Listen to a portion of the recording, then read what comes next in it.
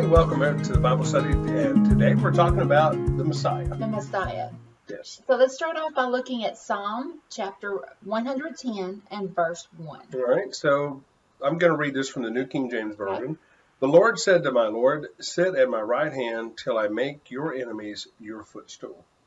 And in the God's Word version, I like the translation because it reads, the Lord said to my Lord. Again, it starts with the same vocabulary. Take the honored position, the one next to me, God the Father, on the heavenly throne until I put your enemies under your control. So our question for this Bible study, is there proof that Jesus is the Messiah promised by God? Now, we already know the answer to that. We're going to say, yes, it is. However... And we talked about prophecy too, which helps support that. Exactly. And we want to build up the case for this so that when we talk to other people about Jesus and him being the Messiah, Jesus the Christ, we want to actually get to the point of being able to back up our beliefs with Scripture. So I want you to read Matthew chapter 22, verses 42 through 46. But let's set it up first. In chapter 22, it actually talks about Jesus's opponents were coming to him to try to trick him and to catch him and trap him with questions. But Jesus, being the wise man, he was man and God, that he was, he answered their questions, every one of them. With a question. So starting in verse 2, saying, what do you think about the Christ? Whose son is he? They said to him, the son of David. He said to them, how then does David in the Spirit call him Lord, saying, the Lord said to my Lord, sit at my right hand till I make your enemies your footstool. And if David then calls him Lord, how is he his son? And no one was able to answer him a word, nor from that day on did anyone dare question him anymore. So we go back to that initial question.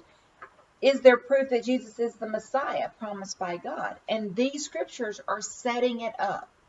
So let's look at some vocabulary. Christ, a Greek translation of the Hebrew word Messiah.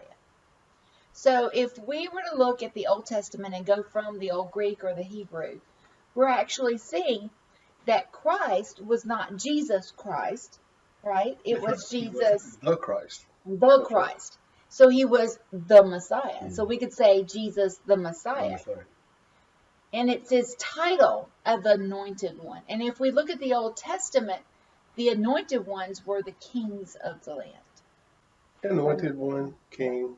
We're looking at titles. We're looking at titles. So let's go back to Psalms 110, verse 1. And let's read it once again. The Lord said to my Lord. Now, who is the first Lord there? Yahweh, Lord. Yahweh is the one, right?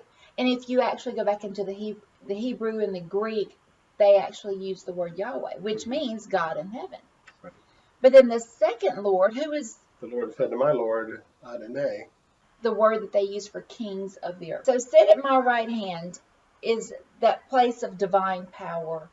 And these are some scriptures that are popping up on the screen now for you to stop and look at. But these are all talking about the position of Jesus actually going or ascending to God to be at the right hand. And we get the term, hey, he's my right hand man. I mean that signifies that you are right there. Because think about it, majority of people in the world are right-handed.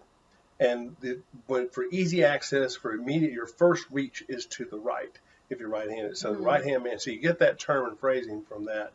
You're in the right position, in the right place. You're right there at my right hand. So, yeah.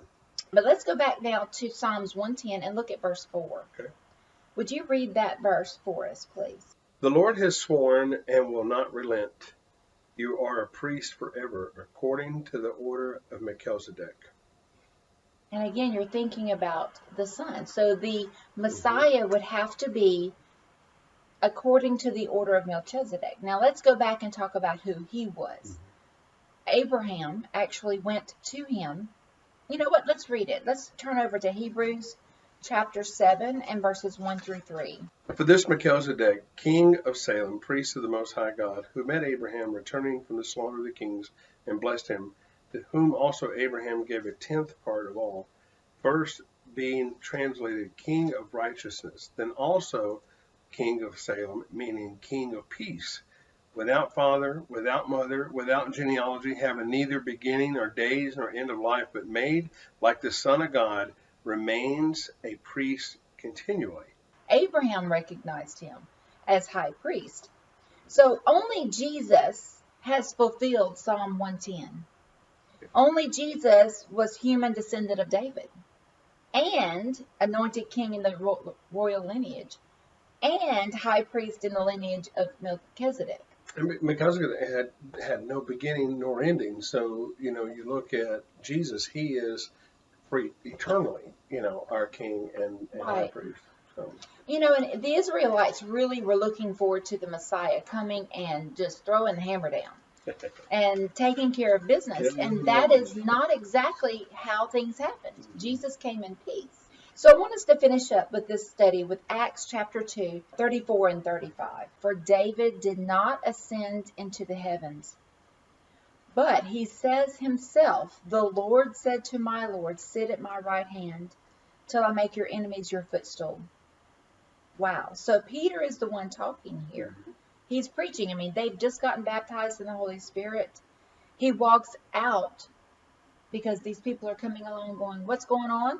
And he's explaining it to them. Yeah. They're like, what? And verse 36, therefore, let all the house of Israel know assuredly that God has made this Jesus, whom you crucified, both Lord and Christ. So to me, that's like a bookend. And right after he said that, 3,000 were added to the church. They were like, how do we get saved? That's the gospel that we need to share with other people, that Jesus is the Christ. He is who he said that he was. And today we can proclaim still the good news that Jesus was, is, and forevermore. God bless you. We hope that you find in these Bible studies a help in your walk with your Lord and Savior, Jesus Christ. Till next time, God bless you.